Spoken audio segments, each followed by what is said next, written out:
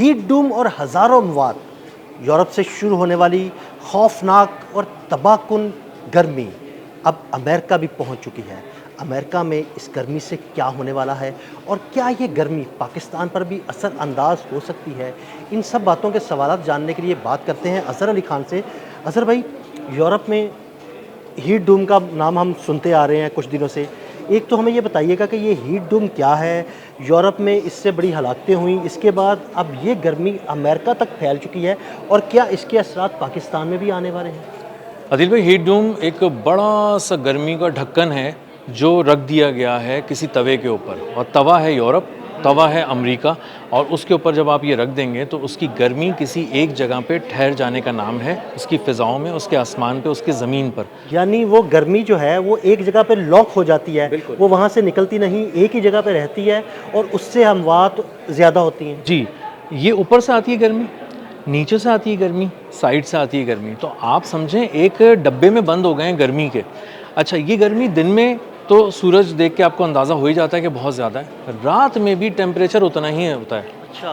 तो उससे ये होता है कि आपका जो जिस्म होता है वो ठंडा ही नहीं हो पाता, और जब वो जिस्म ठंडा नहीं हो पाता तो वो मुसलसल गर्म रहने की वजह से जो आपका खून है वो उबलने लगता है अंदर, तो आपका दिमाग उबलने लगता है, और यही स्ट्रोक हो जाता है। हीट स्ट्रोक हो जाता है। आपका दिमाग जो है वो फटने के करीब आ जाता है, आप गिर जाते हैं ज़मीन पे। अब मामला ये है कि यूरोप में तो ये सब चीज़ें होती नहीं थी, 26 टेम्परेचर वहाँ पे बहुत ज़्यादा होता था। अब जब उन्होंने देखा कि ये 41 42 जा रहा है और अमेरिका तक पहुँच चुकी है चीज़, उसकी कुछ रियासतों तक पहुँच गई है जिसमें शिकागो भी शामिल है और दीगर शामिल हैं, तो वहाँ पे मामला ये कि वहाँ तो वो कह रहे हैं वो शायद 45 पहुँच सकता है। तो वहाँ पे अलर्ट जारी कर दिए गए हैं, बड़े शदीद अलर्ट जारी किए गए हैं। जी जी, और वो यूरोप का हाल भी देख चुके हैं ना, इसलिए अब उनकी तैयारी पहले से ज़्यादा हो गई है, पहले से ज़्यादा ख़तरे से आगाह कर रहे हैं। और अब दुनिया भी कुछ तस्वीरों, फुटेजेस और ख़बरों के ज़रिए जब देख रही है तो उसको अंदाज़ा हो रहा है दुनिया को कि ये जब अमेरिका आएगी तो ये किस तरह से वार करती है, किस तरह से अपना निशाना बनाती है, शिकार करती है। तो उनको अंदाज़ा हो गया कि अपने आप को ठंडा रखने की कोशिश करो। अब वो एक ठंडे मुल्क के अंदर अपने आप को ठंडा रखना ज़रा मुश्किल है, क्योंकि वहाँ पे जब गर्मी आ गई है। अब ये यूरोप जो है वो शदीद इसकी ज़द में आ चुका है। अब वहाँ पे यूरोप की जो करीब जो वाक़ई समंदर हैं जो उससे जुड़े हुए हैं वो भी उबल रहे हैं, उनका टेम्परेचर बहुत ज़्यादा बढ़ चुका है। एक रिपोर्ट ये बता रही है इंटरनेशनल के जो अब दर्जा हरारत है समंदरों का, वो उसमें जो दर्जा हरारत है वो इस साल जो है वो बुलंद तरीन सतह पर पहुँच जाएगा।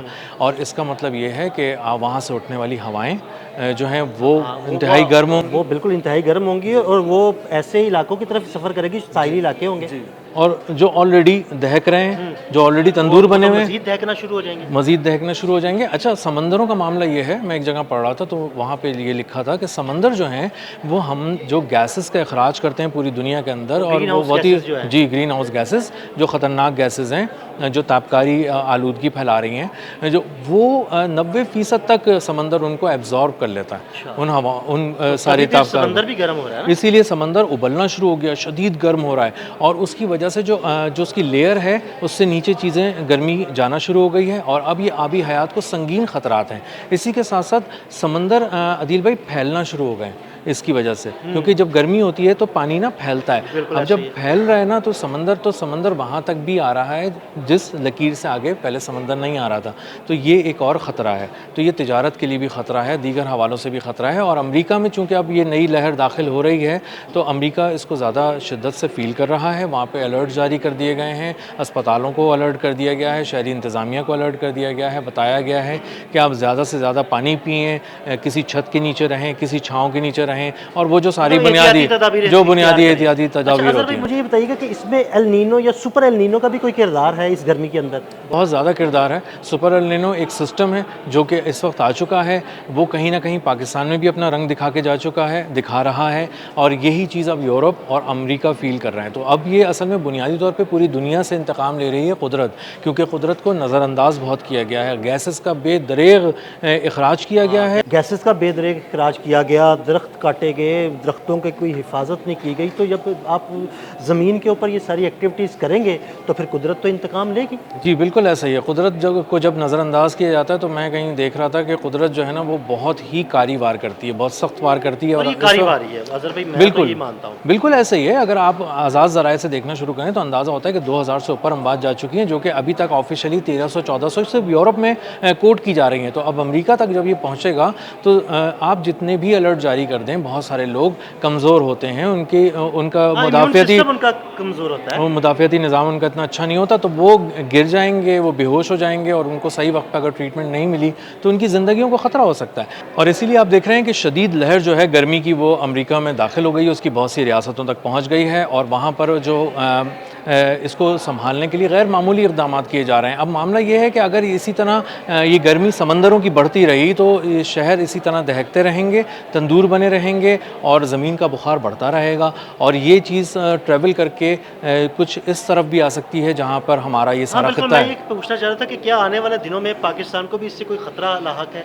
पाकिस्तान जो है वो उसको बराह रास्त ख़तरा नहीं है, लेकिन पाकिस्तान को ख़तरा है क्योंकि जो मजमूई माहौल बनता है दुनिया का उसका कहीं ना कहीं असर पड़ता है। और पाकिस्तान में भी अगर समंदर इसी तरह गर्म होना शुरू हो गए और उसका कोई असर होना शुरू हो गया, जो कि हम बार बार देख भी रहे हैं, या तो बहुत शदीद बारिशें होती हैं या शदीद गर्मी पड़ती है या शदीद सर्दी होने लगती है, तो ये अल नीनो जो है ये पाकिस्तान में पहले से है, इसके असरात भी हम देख रहे हैं। हम पिछले कुछ अर्से से देख रहे हैं, कई साल से ऐसे हो रहा है कि पहले हमने क्लाउड बर्स्ट का शायद नाम भी कभी नहीं सुना था, लेकिन पिछले 3-4 साल के अंदर हम अक्सर सुनते हैं कि कभी कहीं पे क्लाउड बर्स्ट हो गया, कभी कहीं पे क्लाउड बर्स्ट हो गया, जिसकी वजह से शदीद सैलाब आ जाता है। सैलाब आता है तो दरख्त उखड़ जाते हैं, लैंड स्लाइडिंग्स होती हैं, आबादियाँ ज़ेर-ए-आब आ जाती हैं। जी।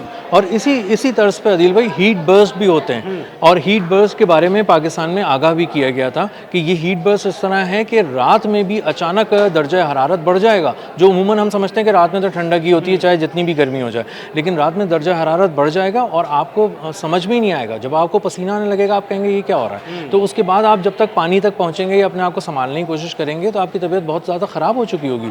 तो असल में हीट बर्स्ट भी ऐसी चीज़ है जिससे अब बहुत ज़्यादा आगाह किया जा रहा है। और पाकिस्तान का मामला ये है कि पाकिस्तान में अगर इस तरह हुआ तो बहुत सारा शिपिंग की जो मामलात हैं वो ख़राब हो जाएंगे, बंदरगाहों के मामलात बहुत ख़राब हो जाएंगे और जो तिजारत हो रही है पाकिस्तान में, पाकिस्तान से जा रहे हैं आ रही हैं चीज़ें, वो मुतासर हो सकती हैं पूरे ख़ित्ते के अंदर। तो इससे है तो ये गर्मी की लहर, लेकिन इससे पूरी दुनिया में महंगाई की एक नई लहर आ सकती है, तिजारत कम हो सकती है क्योंकि 90% दुनिया की तिजारत समंदरों से होती है। तो अगर समंदर पे तिजारत में कमी आप देखेंगे किसी तरह की, तो इसका मतलब ये है कि दुनिया में जब तरसील कम होगी, सप्लाई कम होगी, तो प्राइसेस ऑलरेडी बढ़ जाएंगी, अचानक से बढ़ जाएंगी।